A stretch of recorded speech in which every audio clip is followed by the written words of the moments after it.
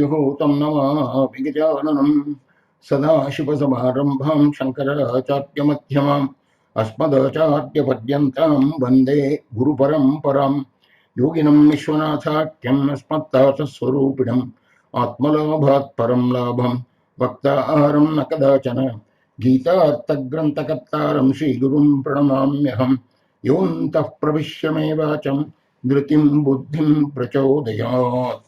Om Namah Sababhyas Sabapatibhyascha Bho Namah. Om. Friends, we are going to be doing the 35th talk under the Sanatana Dharma series. We had started a smaller series within that called Meet Our Ancient Scriptures. This is the third talk in the series of Ancient Scriptures. Here we start a still embedded series of Upanishads of 5 talks. This is number 1 of these 5 talks. Because the Upanishads constitute the crest jewel of our ancient scriptures, namely the Vedas.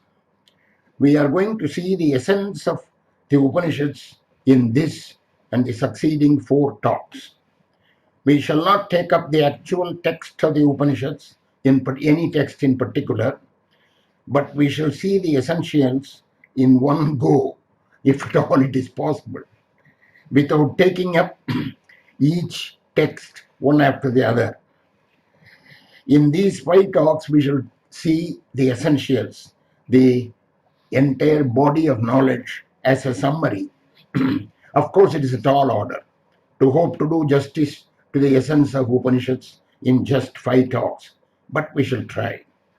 Of course, you may have to listen to all the 5 talks in continuous session. I shall also try to give these talks as quickly one after the other as possible. We shall not assume any knowledge of Upanishads or Vedanta. In fact, in the first 2 talks, there will be no quotations, Sanskrit quotations at all. In that sense, these 5 talks may be called Upanishads for the novice. Not for the dummies, Upanishads for the novice, intelligent novice. Of the 120 or so Upanishads which are extant, about 12 are considered to be major Upanishads. Almost every religious teacher has commented on most of these. They are all discourses and dialogues on spiritual experiences and pursuits, long or short, prose or poetry, expositions and theses on fundamental questions transcending the phenomenal realities of day-to-day life. That is the Upanishad. To make it all really concise, let me say there are 2 major concerns of the Upanishads. These concerns go throughout the Upanishads. What are these 2 major concerns? One is the enunciation of the actuality, reality, ultimate reality, enunciated. What is it? And the other is the formulation of a process of our way of living which will lead to the realization of that reality. So one is the actual reality statement and explanation about that. The other is the process to reach it. These are the 2 concerns. Throughout the Upanishads, you will see these are the 2 concerns, either this or that or both. Of course, one's very living is a series of actions. In order to act, one must make choices. To make choices, one must have a code of values. To arrive at a code of values, man must know what he is, where he comes from, where he is going to, and to what purpose. The Upanishads as a body of literature point the way for us to arrive at this code of values.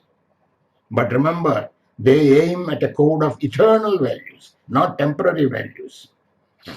values which will be valid for all time. To do this, they get into elaborate dialectical arguments, competitive discourses, provocative dialogues,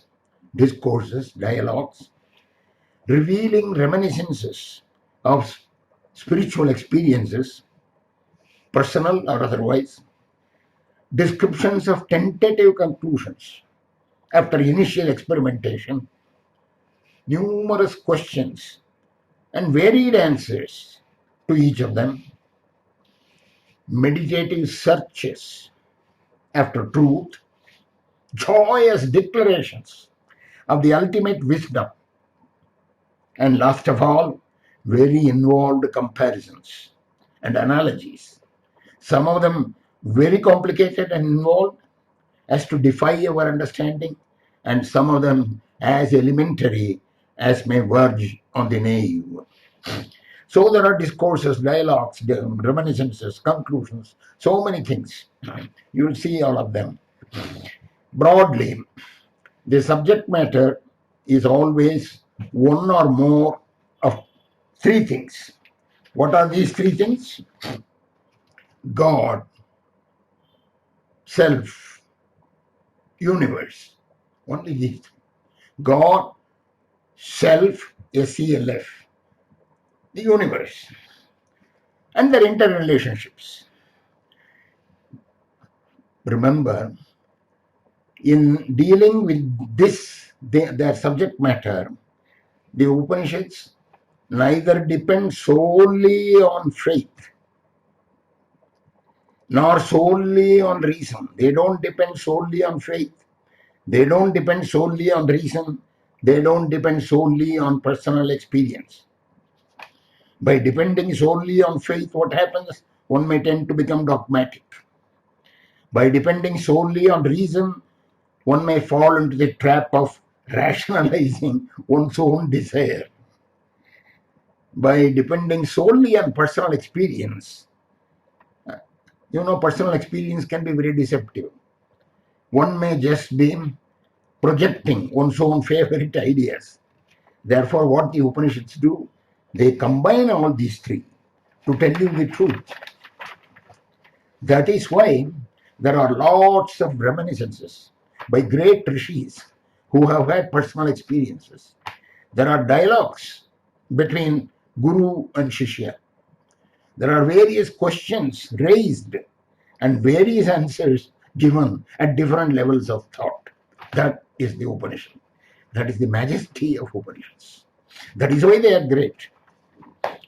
Well, ordinary people may think that religious life means an almost impossible ascent towards a perfect God by an imperfect soul.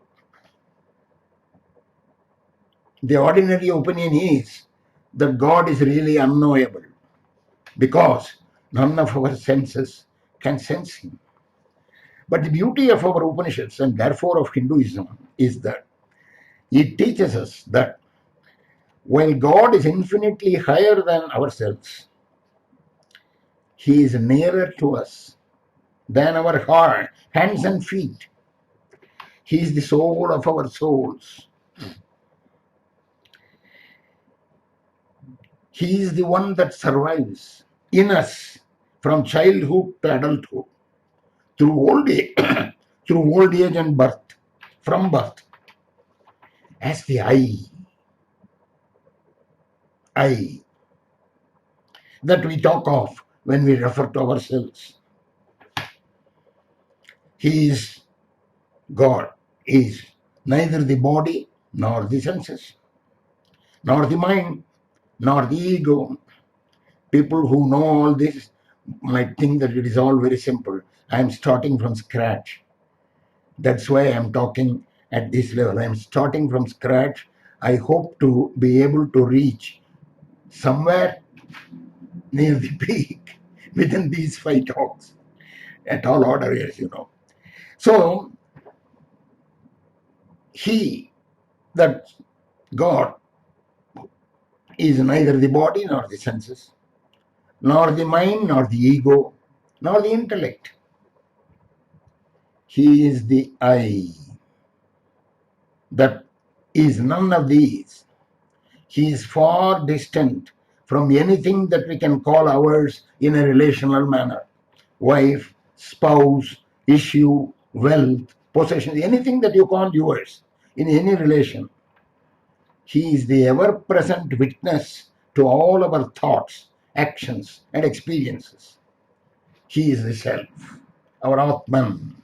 The self is called Atman in Sanskrit. It is the highest reality in ourselves. This fact of the Atman being our utmost reality in each one of us has a technical name. It is called the immanent presence of God in us. Immanent presence of God in us. This fact constitutes the major difference of Hinduism from all Western religions. God is immanent in us. He is said to have entered in us. Entry is not physical entry, but in the sense of immanence. He is present. The Sanskrit word is anupravesham. We are going to talk about this more elaborately in our second talk.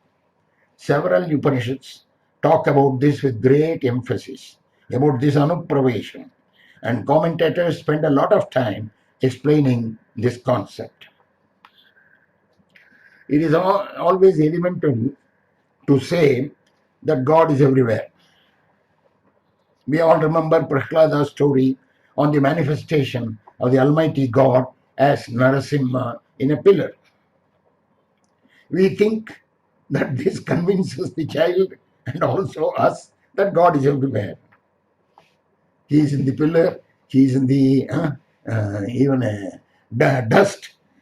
So, but to a spiritual seeker, the Upanishads declare that more is true.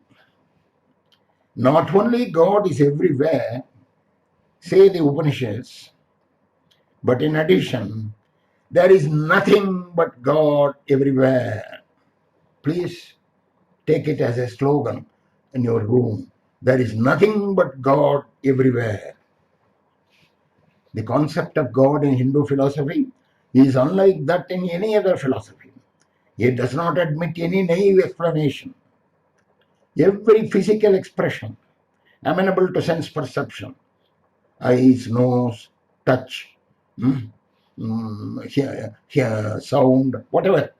Every physical expression amenable to sense perception is nothing but an expression of the divine. I did not want to quote any Sanskrit quotations, Upanishad quotations today. That's why I'm not quoting. I'm only speaking the Upanishad's words. Everything that you see, everything that you hear, smell, taste, or touch is divine. What do you mean divine? It comes from God. Everything is God. Therefore, you cannot ascribe an individual name or form for it.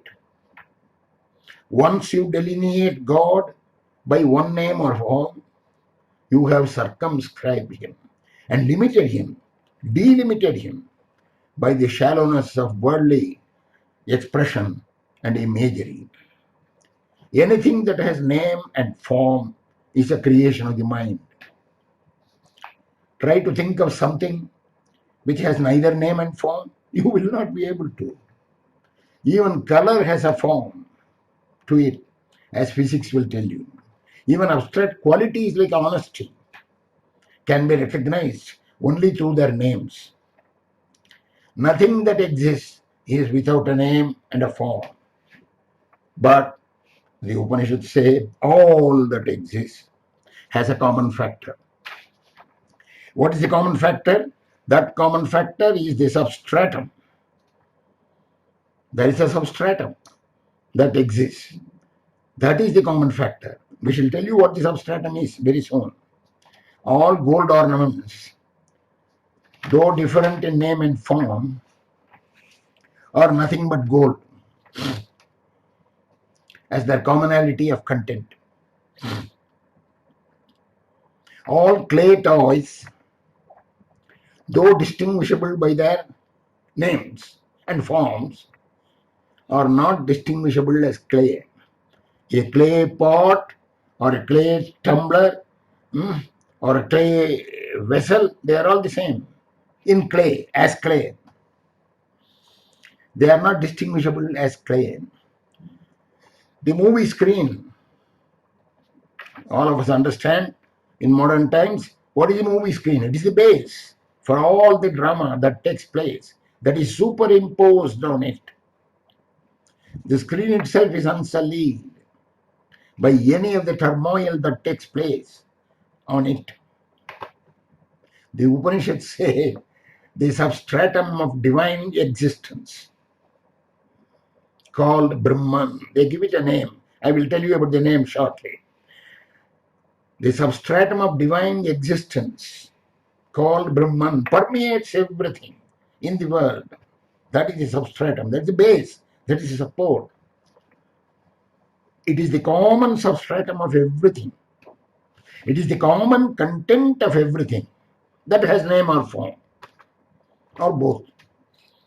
So that itself has no name or form. Please understand this. That itself has no name or form. Sir, you said just now Brahman.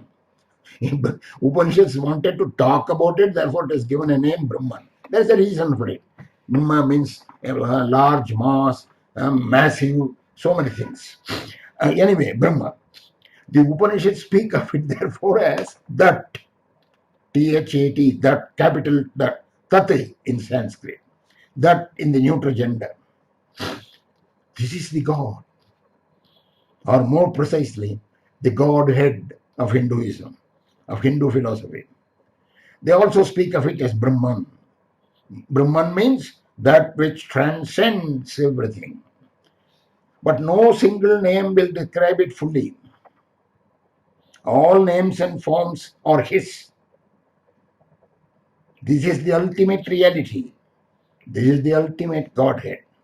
This is the ultimate truth. It is the all-pervading, self-luminous, eternal spirit. All-pervading because it is the support for everything. Therefore, it pervades everything. It is self-luminous. You will see in due time within these 5 talks that it is the meaning of self-luminousness will come out. It is the eternal spirit, the final cause of the universe, because it permeates everything in the universe. Therefore, it is the final cause. The one cause for which there is no cause, because there is nothing other than that. That is the only thing. I am talking what the Upanishads talk. Right now, I am not doing from reason alone. Right? As I told you, faith, reason, experience, all 3 are combined. So you cannot suddenly ask, what's the reason? Prove it rationally, scientifically. Then this question should not arise at all, because science depends only on reason. Science does not depend on faith. So you see, faith, reason, experience, 3 things are necessary. 3 should be combined. That is what the Upanishads mean. So it is the one cause for which there is no cause. I'm talking of God.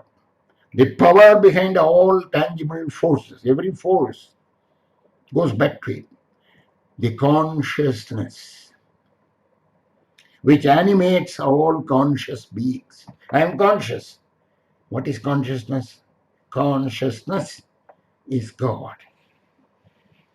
The concept is a difficult concept, of course, because on the one side, it transcends all that can be described in finite terms and words. On the other side, you say it is the heart of all hearts, core of all cores, substance of all substances. So there are 2 aspects. One is the transcendence aspect. It transcends everything. The absolute reality transcends everything. And the second is the immanence aspect. It is immanent, present in everything.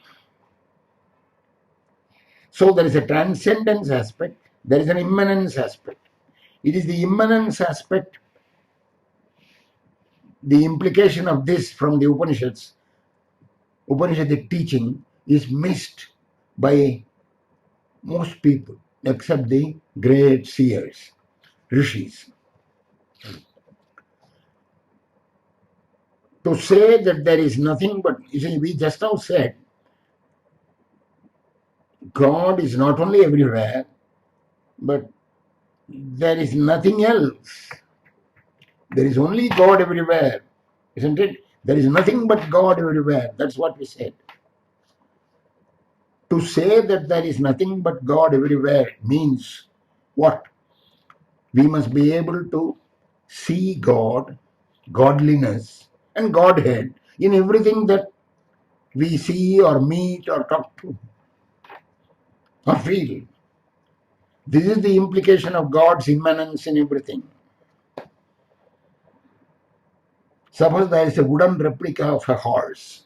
Wooden replica of a horse. The child sees this. What does the child see? Child sees the horse. The child is not aware of the wooden base. I'm talking of a 3-year-old child. Right? Horse. The experienced adult, on the other hand, should be able to see the wood behind the horse. Behind. The behind has no meaning. It is in quotation marks. Where is it behind? Horse. There is only the wood. Even though the horse stares you in the face, the intelligent adult should recognize the wood behind the horse as the support for the horse, as the substratum. This is the meaning of substratum. The seer says, Upanishad says, the seer sees only the self, the immanent reality in everything. I told you there is nothing but God everywhere. Sir, I don't see it. That is why the great rishis are called seers. They see the immanent reality in everything. They see Brahman. For them, the plurality of the universe, several things, variety, the plurality, multiplicity of the universe is only an outward appearance. Like what? You see, analogies. Like the waves in the ocean. There are several waves, different kinds of waves, tall and short, forceful and not forceful, right? White and blue. There are so many waves, but there is only the ocean. The waves are not different from the ocean. Waves are only an outward appearance. There is only the ocean. Similarly, the horse in the wood. There is only the wood. The horse is only an outward appearance. You can make it a dog probably tomorrow by meddling with it. So this samadrishti of seeing only the ocean and not the waves, of seeing only the wood and not the horse, of seeing only the reality, immanent reality, and not the multiplicity of things, this samadrishti, equanimous vision of seeing the immanent reality, is the goal of all teaching in the Upanishads. Now let us go back to the concept of Brahman, the absolute reality. We shall start from another angle. Look at the universe around you. The multifarious things that you see, do they last forever? Not at all. Even the universe does not last forever. In fact, nothing lasts forever. Everything passes away. The universe also passes away. But while it lasts, it keeps on changing. I mean, you and I know this. I mean, you don't have to make a very great observation for this. Everything changes. Whenever it lasts, it keeps on changing. In fact, everything is undergoing a change. Our body, the universe, everything. What exactly is change? Change is something that occurs when one state of existence transforms into another. Okay? Change is something that occurs when one state of existence changes, transforms into another state. But how do we become aware of that change? What do we do? We measure it against the backdrop of something which is constant. Unless you have a scale, you cannot measure the length. Unless you have a weighing machine, you cannot weigh the different weights. So only by measuring it against the backdrop of a constant state, we can become aware of changes. But a constant state that we are aware of, what are the constant states that we are aware of? Scale, weight, buildings, rivers, mountains. But all these things changes. They all change in the context of eternal time. We know that. In geological time. So behind all sorts of changes, so whenever you say there is change, there must be a constant behind. Otherwise, you cannot measure the change. You cannot understand the change. You cannot understand that change has taken place. So behind all sorts of changes, there must be something constant and invariant. It should be so constant that it is independent of time and space. For otherwise, it will also change. If it is dependent on time and space, in the flux of time, in the passage of time, it will change. So it should be independent of time and space. So what does it mean? It means that we might have to accept or postulate that basic entity which exists all the time and everywhere. Otherwise, the word change itself does not have any meaning. So we have to postulate that basic entity which exists all the time and everywhere. This is where the Upanishads come to our help. The Upanishads say, this is the truth. That is the truth. Such an invariant entity exists. That is what Upanishads say. Nobody else can say this to you because you can't find it. You yourself is in the changing pattern. You are immersed in the flux of changes. So you cannot find out what does not change. What does not change exists. Because without that existence, you don't know there is a change. But you are saying there is a change from your own point of view. So the Upanishads say, yes, that invariant, unchanging entity, independent of time and space, exists. That is the truth, they say. That is what they call Brahman.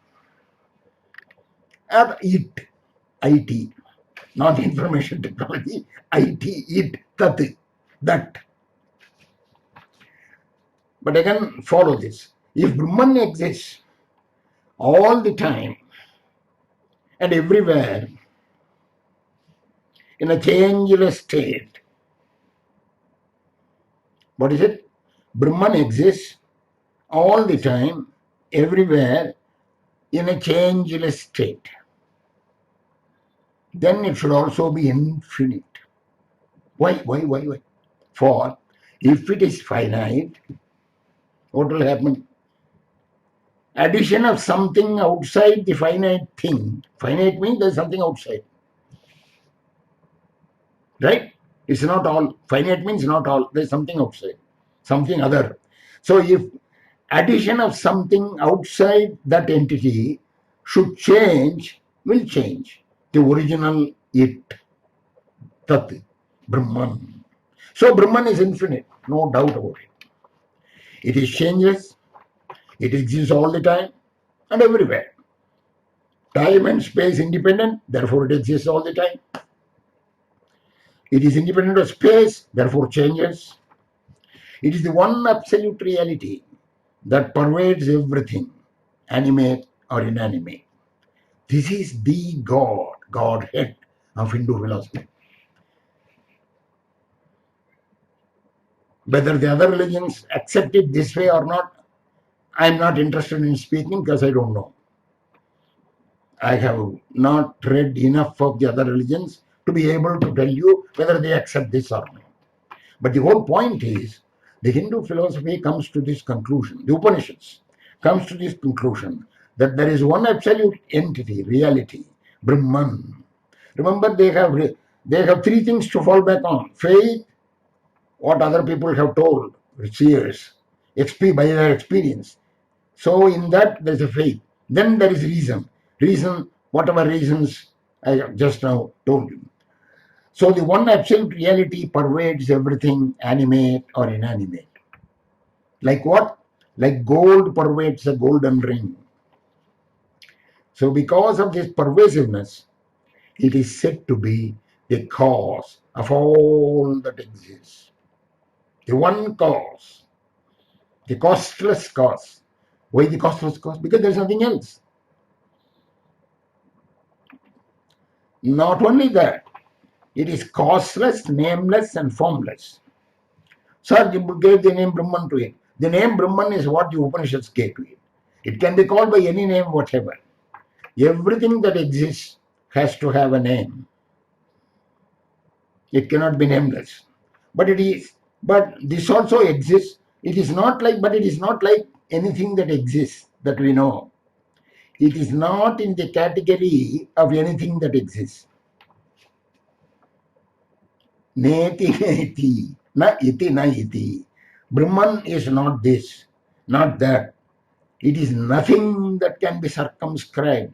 You cannot say that it is this or that. It is nothing that can be circumscribed by anything. It is not related to another. It is not limited to anything. It is not that which suffers. It is not that which is destroyed. I am quoting from the Upanishads. Whatever has been said not to be Brahman, they are all matters for the mundane world.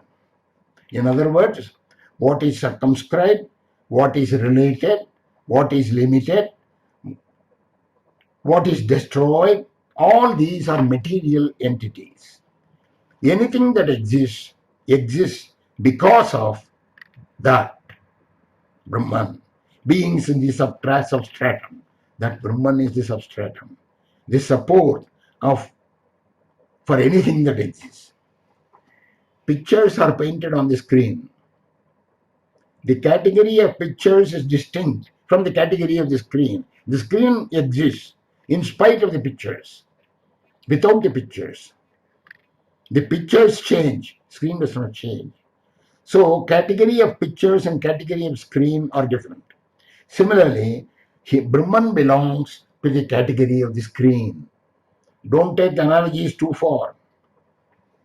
Brahman is like the ocean. Everything that exists is a wave in that ocean. Don't tell me that ocean has this earth, support of the earth. That is why I said don't take analogies too far. Brahman is the substratum.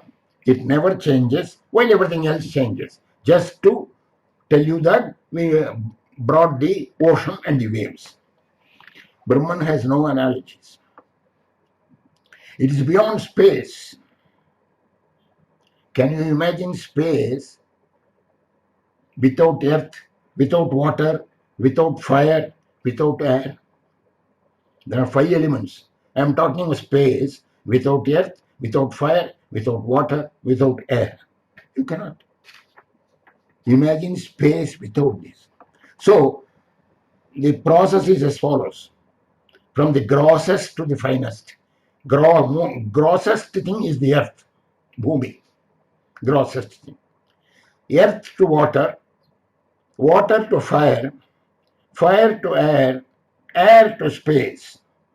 This is a passage from the grossest to the finest.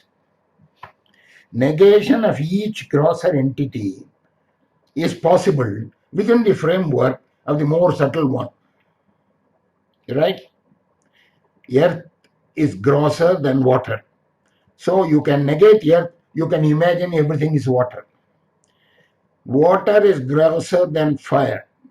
You can negate water, everything is fire. Now, you can imagine that. Fire also is grosser than air. You can negate fire, everything is air. You can imagine that. Air is grosser than space. You can negate air. You can imagine space without air, water, air, anything. Space. But no, how will you negate the space idea? It is the most subtle that we know. But even that can be negated, say the Upanishads. They say Akasha, space, comes from absolute existence. That comes from Brahman, the absolute existence, the absolute reality. It is an entity. Akasha is an entity independent of time and space. The Sanskrit word for this entity is Sat, existence. It exists. You cannot say anything more about it. Thus, Brahman, the absolute existent reality, pervades all the five elements from Akasha, space, downwards, and therefore pervades everything in the universe. That should be enough for today. In the next talk, we shall see that it is this reality that is immanently present as consciousness in all animates. And thus, Brahman is the same as the Atman in ourselves. We are going to see it in the next talk. Swasti prajabhyat paripalayantam nyayena margena mahim mahisho go brahmanebhya shubhamastu nityam lokas samastas sukhino bhavantu. Thank you.